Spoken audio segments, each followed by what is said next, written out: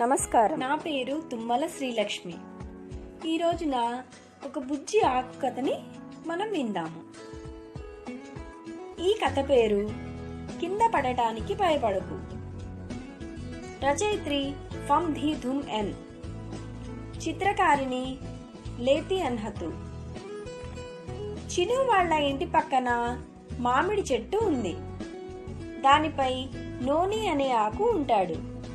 కానీ గత 2 రోజులుగా నోని బాధగా ఉన్నాడు. శిశిర ఋతువు మొదలైంది. ఈ ఋతువులో ఆకులు పసుపు పచ్చ రంగులోకి మారి నేలపై రాలిపోతాయి. చిన్నతనం నుండి నోని నేల గురించి చాలా భయంకరమైన కథలు విన్నాడు. అందుకే అతనికి కింద రాలిపడాలని లేదు. కొన్ని మంచి కథలు కూడా విన్నాడు. కానీ అతను ఇంకా చాలా భయపడుతున్నాడు. నోని కింద పడకుండా ఉండడానికి చాలా పద్ధతుల్లో ప్రయత్నించాడు. కానీ తన ప్రయత్నాలు ఏవీ ఫలించలేదు. హఠాత్తుగా గాలి బలంగా వీచడం మొదలైంది. ఇతర ఆకులతో పాటు నోని కూడా కొమ్మ నుంచి ఎగిరిపోయాడు. గాలిలో రెపరెపలాడుతుండగా, నేను నేల మీద పడగానే నాకు ఏవైనా మంచి జరగాలి అని ఆలోచించాడు నోని. గాలివాడిని ఒక తోటలోకి తోసుకెళ్ళింది. నోని చాలా భయంగా ఉన్నాడు, ఏమవుతుందోనని.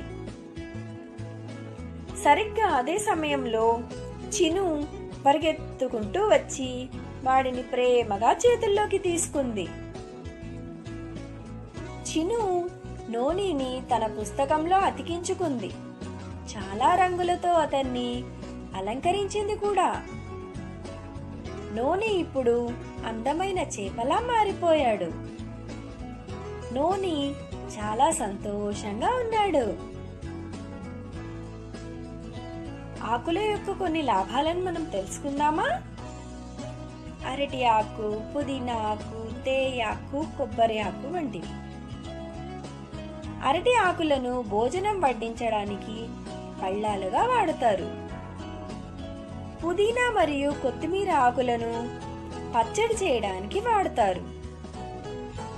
తేయాకులని టీ తయారు చేయడానికి వాడతారు. కొబ్బరి మరియు తాటి ఆకులను బుట్టలు, టోపీలు ఇంకా ఇతర వస్తువులు తయారు చేయడానికి వాడతారు. ఆకులను ఇంకా వేటికి ఉపయోగించవచ్చో ఆలోచించి చెప్పగలరా? మీరెప్పుడైనా చినులాగా ఆకులతో ఏవైనా ఆకారాలను ప్రయత్నించారా?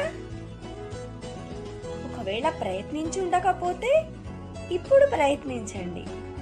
రకరకాల ఆకారాలను మనం ఆకులతో తయారు చేయవచ్చు.